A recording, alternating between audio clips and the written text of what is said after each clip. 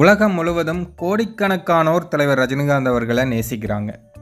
இத்தனை பேர் அவரை நேசிக்கிறதுக்கு காரணம் அவர் ஒரு சினிமா நடிகர், அவர் சினிமாவை பார்த்து நம்ம ரசிகரானோம் அப்படிங்கிறதெல்லாம் தாண்டி அவருடைய நல்ல மனசுக்கும் எக்கச்சக்கமான ரசிகர் பட்டாளம் இருக்குது. தலைவர் ரஜினி எப்படிப்பட்டவர் அப்படிங்கிறத எடுத்துக்காட்டும் விதமாக தான் இந்த வீடியோ இருக்க போகுது.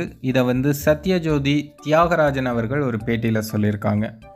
தலைவர் தங்கமகன் படத்தில் நடிச்சிட்டு இருந்தபோது அவருக்கு கொஞ்சம் உடல்நிலை சரியில்லாமல் போகுது. அதனால் அந்த படத்தை எடுக்கிறதுக்கு கொஞ்சம் டிலே ஆகிடுது. ஒரு 4-4.5 மாதம் லேட்டாக தான் அந்த படத்தை எடுத்து முடிக்கிறாங்க. சரி, அந்த படத்தை எடுத்து முடித்த பிறகு தலைவருக்கு சம்பளத்தை செட்டில் பண்ணிடலாம் அப்படிங்கிறதுக்காக சத்யா மூவிஸ்லேருந்து தியாகராஜன் தான் போயிருக்காரு.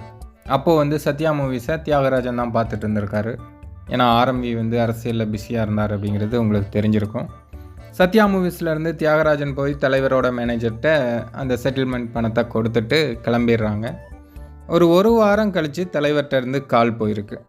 தலைவர் வீட்டிலேருந்து சக்தி அவர்களும் கிருஷ்ணா அவர்களும் அவங்களுக்கு கால் பண்ணி பேசியிருக்காங்க.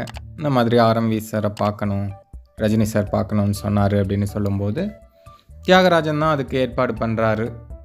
தலைவர் தரப்புலேருந்து சக்தியும் கிருஷ்ணாவும் ஆரம்பி வீட்டுக்கு போய் தலைவர் கொடுத்த அந்த பணத்தை கொடுக்குறாங்க. இந்த மாதிரி ரஜினி சார் என்னால் தான் அந்த படம் டிலே ஆயிடுச்சுன்னு சொல்லி இந்த பணத்தை உங்ககிட்ட திருப்பி கொடுத்துட்டு வர சொன்னார் அப்படின்னு. அப்போ இவங்க எல்லாத்துக்குமே ஒரு மிகப்பெரிய ஷாக் ஆயிடுச்சான். யாருமே வாங்கின பணத்தை திருப்பி கொடுக்க மாட்டாங்க. அதுவும் தன்னால் டிலே ஆச்சு அப்படிங்கிறதுனால ரஜினி சார் இந்த பணத்தை திருப்பி கொடுத்து விட்டுருக்காரு அப்படின்னு எல்லாருக்கும் கொஞ்சம் அதிர்ச்சி.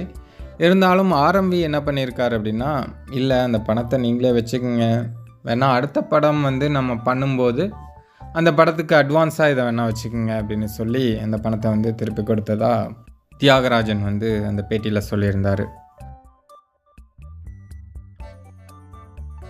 ஆனால் காஸ்ட் ஜாஸ்தி ஆகிடுச்சு, அதனால் நீங்கள் சார் இது சார்கிட்ட கொடுத்துங்கன்னு சொன்னார். சார் என்ன பண்ணாருன்னா, சரி இதை எடுத்து நீங்கள் வச்சுக்கோங்க, அடுத்த படத்துக்கு அட்வான்ஸாக வச்சுக்கோங்க.